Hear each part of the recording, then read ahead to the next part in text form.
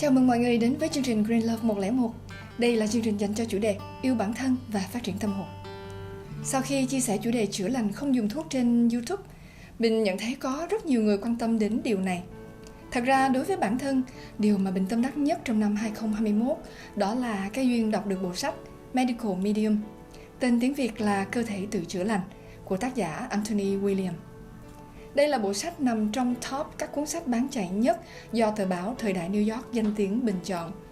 Bộ sách 5 cuốn này lần lượt ra mắt từ năm 2015, bao gồm cuốn đầu tiên là cuốn Lý giải những căn bệnh bí ẩn và phương cách điều trị dứt điểm.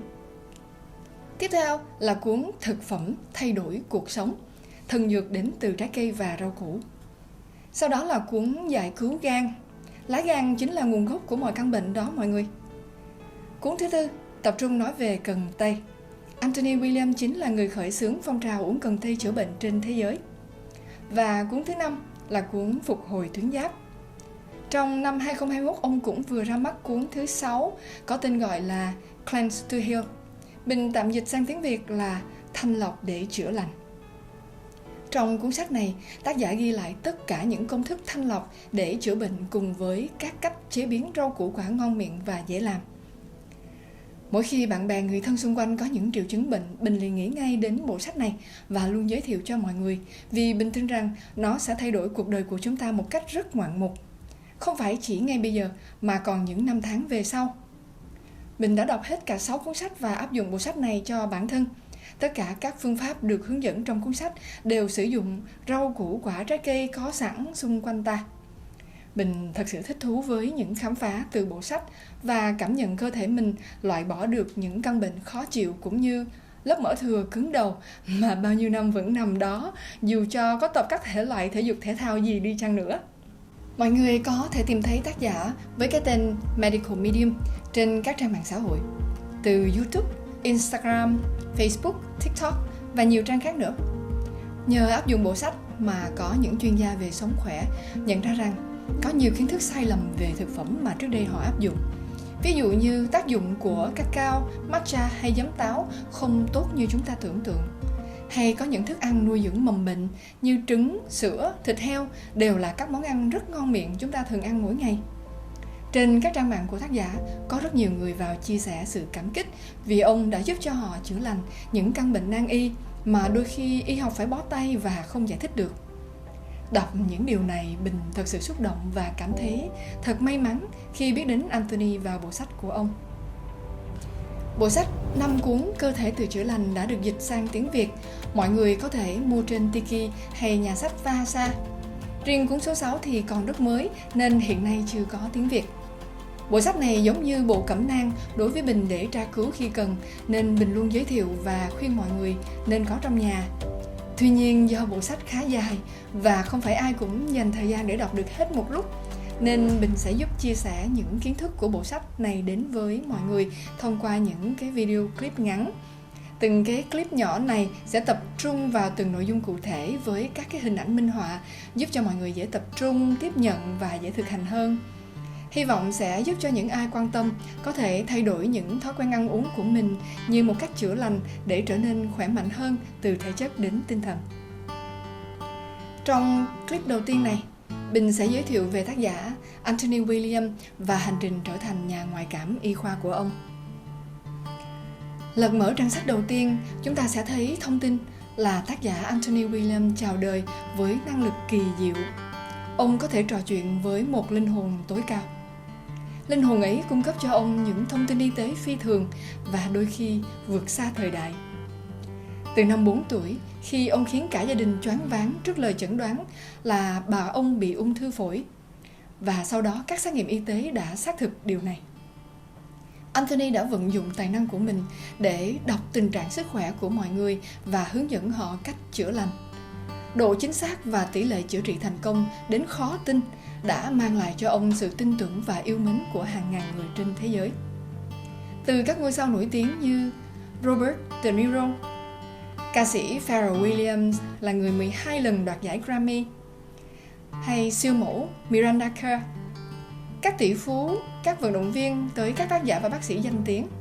Anthony đã trở thành nguồn thông tin vô giá đối với nhiều bác sĩ đang trăn trở với những ca bệnh phức tạp nhất.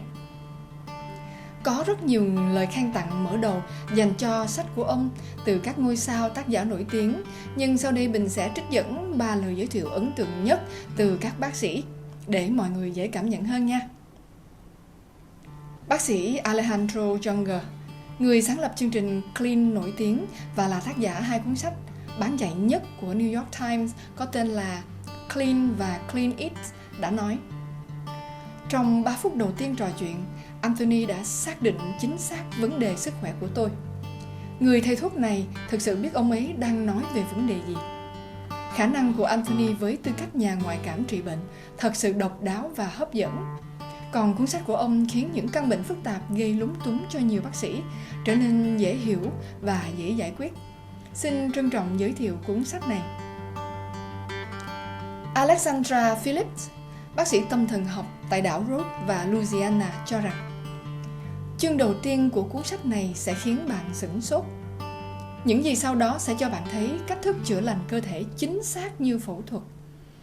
Cuốn sách đột phá và toàn diện này là cẩm nang sức khỏe hữu ích nhất mà bạn có thể sở hữu.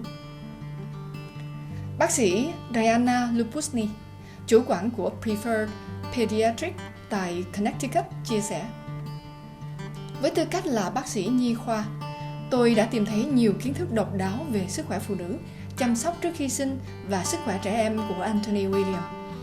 Vì lợi ích của bạn và con bạn, hãy giữ cuốn sách quý giá này trong nhà và trong tầm tay. Không biết mọi người thì sao, chứ Bình đọc những lời giới thiệu như vậy là đã quá đủ cho sự động viên để mua hết 5 cuốn sách rồi. Nhưng mà sau đó đọc thêm cái lời giới thiệu nữa thì cảm thấy đây đúng là cái mình cần. Đó cũng là lý do mà mình đọc hết 5 cuốn sách một cái vèo trong vòng 5 ngày luôn. Trong cái lời giới thiệu thì tác giả có ghi rằng là: bạn có cảm thấy bối rối trước vô số thông tin sức khỏe trái ngược ngoài kia và chỉ muốn một hướng dẫn rõ ràng mà thôi không? Bạn có sợ hãi trước sự gia tăng các căn bệnh ung thư và khao khát tìm kiếm cách thức phòng ngừa không? Bạn có muốn giảm cân không? Bạn muốn trông trẻ hơn và cảm thấy mình trẻ hơn?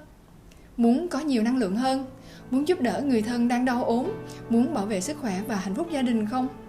Bạn đã thử mọi cách, đi mọi nơi mà sức khỏe vẫn không như ý. Bạn có trấn an bản thân rằng mình không tưởng tượng hay gây khổ sở cho chính bản thân mình không? Bạn có muốn cảm thấy trở lại là chính mình không? Muốn tinh thần minh mẫn và cân bằng? Muốn nhận được sự hỗ trợ về mặt tâm linh và khai thác tiềm năng của chính mình không? Bạn có muốn vươn lên và đáp ứng những thách thức của thế kỷ 21 không? Nếu có thì cuốn sách này dành cho bạn. Bạn sẽ không tìm thấy đáp án cho những câu hỏi này ở bất kỳ nơi nào khác. Tác giả cũng ghi nhận rằng cuốn sách này tiết lộ nhiều bí mật y khoa quý giá nhất của linh hồn tối cao kết nối với mình.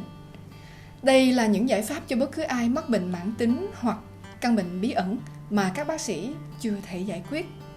Ông nhấn mạnh rằng đây không chỉ là cuốn sách dành cho những bệnh nhân mà dành cho mọi người trên hành tinh này. Ông cũng tâm sự rằng cuốn sách này là hướng dẫn để thực sự giải phóng chính bạn. Tôi viết cuốn sách này để bạn có thể thực sự chữa lành và giữ cho mình khỏi bị cuốn theo những xu hướng trào lưu kỳ quặc, những lỗi lầm hay chân lý nửa vời, những sai phạm phiền nhiễu và những lừa dối về sức khỏe và sự khỏe mạnh. Tôi viết cuốn sách này để chúng ta có thể giúp trẻ em ngày nay phát triển thành người lớn khỏe mạnh. Tôi muốn giúp mọi người khỏe hơn. Tôi đã giúp hàng chục ngàn người bình phục hoàn toàn, thoát khỏi những gì đã gây bệnh tật cho họ, phòng ngừa bệnh tật và sống cuộc sống sôi động. Tôi muốn chia sẻ thành công này với thế giới rộng lớn hơn. Chắc bây giờ mọi người cũng đã bắt đầu tò mò về chuyện là Anthony William đã giúp mọi người bằng cách nào và nhà ngoại cảm y khoa có nghĩa là gì, đúng không? Nếu đọc sách, mọi người sẽ thấy ông kể lại câu chuyện của mình khá đầy đủ và chi tiết. Tuy nhiên là Bình xin tóm tắt và giảng lược các thông tin trong thời lượng của cái chiếc clip này thôi nha mọi người ơi. Theo lời kể thì năm tác giả được 4 tuổi. Vào một sáng chủ nhật, khi vừa thức giấc, thì ông nghe được giọng nói của một người đàn ông lớn tuổi vang lên bên tai phải của mình một cách rất rõ ràng rằng: ta là linh hồn của đấng tối cao, không có một thần thánh nào ở trên ta ngoài Thượng Đế.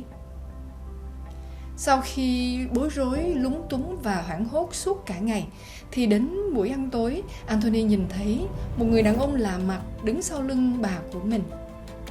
Người này, thay vì ngồi xuống bàn ăn cùng mọi người, thì lại chỉ đứng bên cạnh bà và nhìn chằm chằm vào Anthony.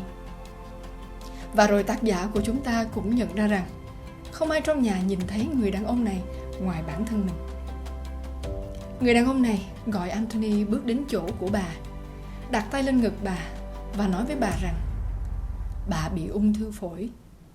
Rồi sau đó, ông ấy bước lên một cái cầu thang trên không và biến mất, nhưng không quên dặn dò rằng cậu sẽ luôn nghe thấy ta, nhưng có thể không bao giờ trông thấy ta nữa. Đừng lo lắng. Sau đó, bà của Anthony quyết định đi khám sức khỏe tổng quát vài tuần sau đó và nhận được kết quả đúng như lời phán của Anthony. Kể từ đó, cuộc sống của Anthony William bước sang một trang hoàn toàn mới khi giọng nói của linh hồn tối cao bắt đầu hiện diện khi ông thức giấc cho đến khi ông đi ngủ. Ngày nào cũng vậy hết. Và đến năm 8 tuổi, ông đã phải tiếp cận với những thông tin về sức khỏe của những người xung quanh một cách không ngừng nghỉ, vì bất kể đang ở đâu hay đang làm gì, ông đều nghe được những điều về các cái cơn đau nhức và bệnh tật của bất cứ ai xung quanh mình và những gì người đó cần làm để trở nên khỏe mạnh hơn. Tuổi thơ của ông cũng không có sự riêng tư, vì linh hồn tối cao liên tục theo dõi từng bước đi của ông và nói cho ông biết nên hay không nên làm gì. Anthony cũng được linh hồn cảnh báo rằng mỗi thế kỷ chỉ có 1 hoặc 2 người được trao tặng năng lực này. Đây không phải là khả năng trực giác hay ngoại cảm thường thấy. Đó là một thứ năng lực mà hầu hết mọi người không chống đỡ nổi. Cậu sẽ thấy rằng gần như không thể chịu đựng được khi không thể sống như một người bình thường, chứ đừng nói đến một thiếu niên bình thường. Cuối cùng thì hầu như cậu sẽ không thấy điều gì ngoài sự đau khổ của người khác đâu. Bằng cách nào đó, cậu cần phải tìm cách thấy thoải mái hơn với điều này. Nếu không, rất có thể cậu sẽ phải tự kết liễu cuộc đời của mình. Rõ ràng là nhận trên vai một trọng trách to lớn như thế ở độ tuổi còn rất là nhỏ là một điều rất khó chấp nhận cho Anthony. Dù được linh hồn tối cao dạy bảo chỉ dẫn tận tình và Anthony đã có khả năng quét và đọc cơ thể bất cứ ai với độ chính xác cực cao từ năm 8 tuổi. Nhưng tuổi thơ của ông đã trải qua nhiều lần tâm lý bất ổn. Sự đấu tranh giằng xé giữa cuộc sống bình thường và trách nhiệm đã dẫn đến sự nổi loạn, cũng như những cái nỗ lực trốn tránh cái khả năng của mình. Ông kể lại rằng đến tuổi thanh thiếu niên, cuộc sống trở nên khó khăn hơn. Ví dụ, hầu hết mọi người xem truyền hình để thư giãn và trốn tránh cuộc sống. Nhưng khi tôi xem thì tôi vẫn nhận được thông tin về sức khỏe của mọi người trên màn hình. Tôi tự động quét tình trạng của mọi người mà tôi thấy, những người cần giúp đỡ dù cho họ có biết tình trạng của họ hay không. Điều này cứ lặp đi lặp lại và do đó là TV trở nên chán ngán, không còn thú vị gì cả. Nếu như điều cuối cùng mà hầu hết thanh thiếu niên mong muốn là cảm thấy khác biệt với mọi người, thì giai đoạn này là đặc biệt dữ dội đối với tôi. Cảm giác xa lánh và quá tải trách nhiệm của tôi dẫn đến một số xung động tuổi dậy thì nổi loạn. Tôi đã tìm kiếm nhiều cách khác nhau để thoát khỏi năng khiếu của chính mình. Nhưng may mắn thay, Anthony cuối cùng cũng đã vượt qua tất cả và cam kết được sứ mệnh của mình khi qua tuổi 20. Ông đã chấp nhận bản thân mình và bắt đầu thực sự đảm nhận vai trò nhà ngoại cảm y khoa. Ông nói rằng, không có nhà ngoại cảm nào khác làm được những gì tôi làm. Đương thời, không có ai sở hữu tiếng nói tâm linh, cung cấp thông tin sức khỏe sâu sắc và chính xác như vậy. Tôi dành cả cuộc đời của mình cho công việc này. Đó là con người tôi, và đó là tài năng tôi sẽ sử dụng để cung cấp cho bạn thông tin chữa bệnh trong các chương tiếp theo. Và đó chính là cách Anthony William trở thành nhà ngoại cảm y khoa độc nhất vô nhị trong thời đại của chúng ta đó mọi người. Cảm ơn mọi người đã chú ý theo dõi, lắng nghe. Bình sẽ giới thiệu những cái phần tiếp theo của cuốn sách và những cái clip sau nha. Mọi người có thể đặt câu hỏi ở phần comment, Bình sẽ trả lời dựa trên kiến thức mà bộ sách này cung cấp nha.